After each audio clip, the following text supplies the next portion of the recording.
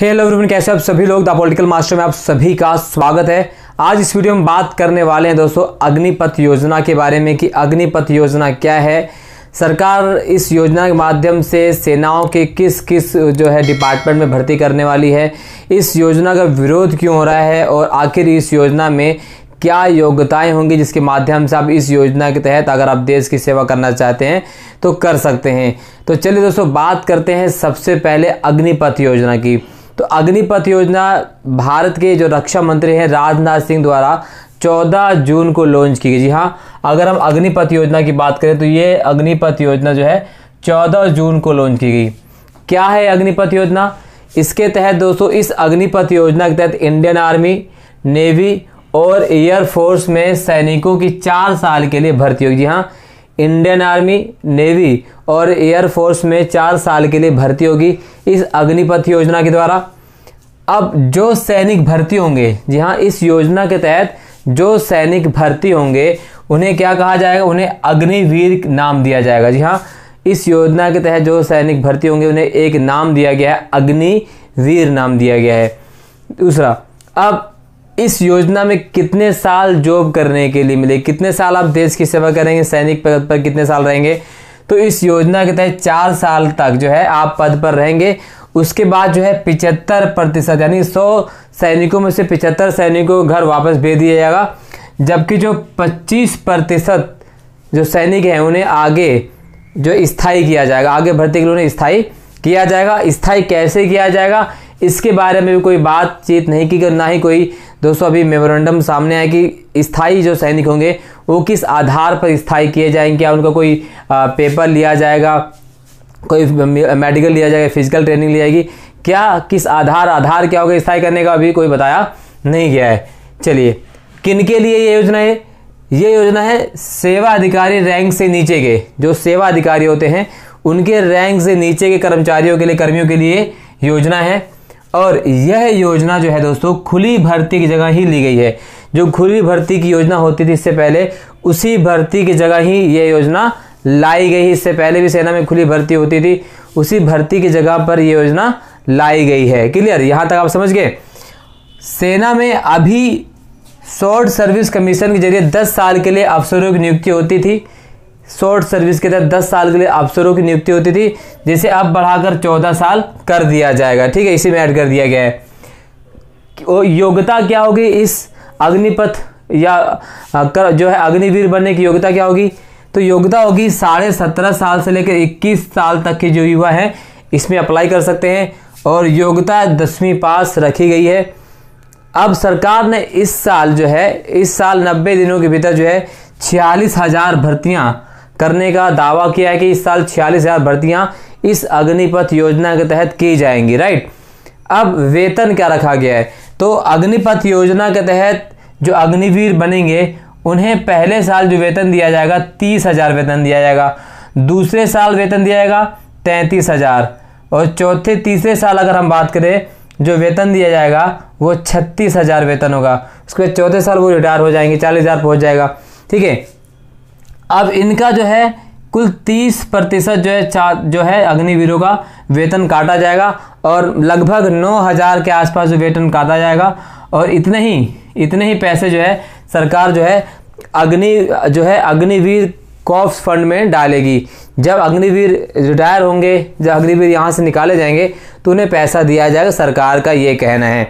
तो ये आपको मैंने एक समझा दिया कि अग्निपथ परियोजना क्या है, योजना क्या है, जिसके माध्यम से अग्निवीरों की भर्ती की जाएगी। अब अग्निपथ योजना को जो है सरकार तो बहुत बढ़ा चढ़ाकर बता रही है, और सरकार जो अपनी पीठ थपथपा रही है कि भाई हम बहुत अच्छी योजना लेकर आए हैं।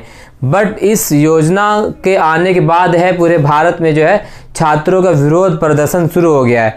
दिल्ली से लेकर बिहार तक, हरियाणा से लेकर पंजाब तक, हर जगह पर अगर हम देखें तो इस योजना का, असम तक इस योजना का विरोध हो रहा है। छात्र जो है भारी मात्रा में प्रदर्शन कर रहे हैं, हड़ताल कर रहे हैं।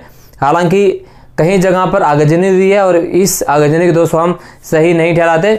अगर हमें प्रदर्शन करना है तो प्रदर्शन को शांतिपूर्ण तरीके से करना चाहिए।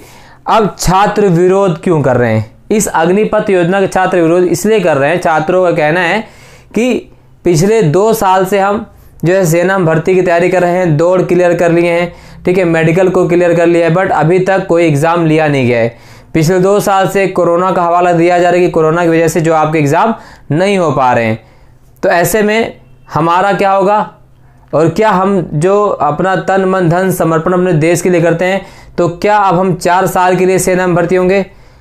अब उन युवाओं का प्रश्न ये है कि 4 साल के बाद क्या 4 साल के बाद हमें नौकरी दी जाएगी या नहीं दी जाएगी? नौकरी कैसे दी जाएगी? कहाँ पर हमारा रिक्रूटमेंट किया जाएगा? 4 साल के बाद हम बेरोजगार रहेंगे, ये छात्रों का कहना है। और छात्रों का सबसे बड़ा विरोध का ये कहना है, छात्रों विरोध का, कि भाई पिछले सालों में तो भर्ती अभी तक निकली नहीं, और आप इस योजना के तहत जो भर्ती करने वाले हैं, तो बाकी जो छात्र पिछले कई सालों से तैयारी कर रहे हैं उनका क्या होगा? अगर हम डेटा की अगर हम बात बताएं दोस्तों, तो 2020-21 में 2020 और 21 की अगर हम बात करें, 2020 और 21 की बात करें, तो दोस्तों टोटल जो है ना 97% भर्तियां जो है निकाली गई, जो पूरी 97 भर्तियां रैली होनी थी, लेकिन 97 रैली में से केवल 47 रैली ही कंप्लीट हो पाई है। और इन 47 रैली में से केवल 4 का ही एग्ज़ाम लिया गया है, बाकी अभी तक एग्ज़ाम भी नहीं हो पाया। यानी पहले की भर्तियां तो क्लियर हुई नहीं, और वही छात्रों के विरोध का कारण है दोस्तों। दूसरी बात, अगर हम 2021 और 22 का डेटा लें, तो 2021 और 22 में जो टोटल भर्ती रैली होने वाली थी दोस्तों, 87 भर्ती रैली होने वाली थी, बट अभी तक कोई भी अगर हम बात करें तो इसमें से कोई भी भर्ती रैली नहीं हुई। यानी भर्ती रैली की यहाँ बात करते हैं, भर्ती रैली का मतलब होता है कि दौड़ जो होती है 87 होने वाली, जिसमें खुली भर्ती होती है, और इस 87 में केवल 4 हुई हैं, और 4 में से अगर हम बात करें तो एक भी एग्ज़ाम अभी क्लियर नहीं हुआ है, यानी एक भी इंट्रेंस एग्ज़ाम अभी लिया नहीं। मेडिकल हो गया है, ठीक है, फिजिकल हो गया, लेकिन रिटन एग्ज़ाम नहीं लिया गया है, ये है। और अगर हम बात करें तो अभी सेना में जो है 97,000 पद खाली हैं भर्ती के लिए। तो ऐसे में युवाओं का विरोध का कारण यही है कि पहले तो अभी भर्ती की जो प्रक्रिया पूरी हुई नहीं है, और एक बार फिर से एक नई योजना के तहत भर्ती की प्रक्रिया लाई गई है, जिसमें युवा जो है सही प्रकार से पार्टिसिपेट नहीं कर पाएंगे। जो सेना में भर्ती के लिए दिन रात 2-2, 3-3 साल भर्ती के लिए दौड़ लगाते हैं, उनका मनोबल इस योजना से काफ़ी गिर गया है, और इसी के चलते वो सरकार की इस योजना का विरोध कर रहे हैं। दूसरी तरफ जो है सरकार का कहना है कि ये जो योजना लाई गई है, इससे युवाओं को रोजगार मिलेगा, युवाओं को अवसर मिलेगा। जो अग्निपथ योजना के तहत भर्ती होंगे और जो अग्निवीर मिलेंगे, जब 4 साल बाद रिटायर होंगे, तो सरकार का कहना है कि इस रिटायरमेंट के बाद उनके पास 11 से 12 लाख रुपए होगा, जिससे वह अपना रोजगार कर सकते हैं। लेकिन ये सरकार का कहना है। युवाओं का कहना है कि 4 साल बाद हम वहाँ से जब हमें निकाला जाएगा, तो क्या 11 से 12 लाख रुपए में हम अपना पूरा जीवन यापन कर पाएंगे?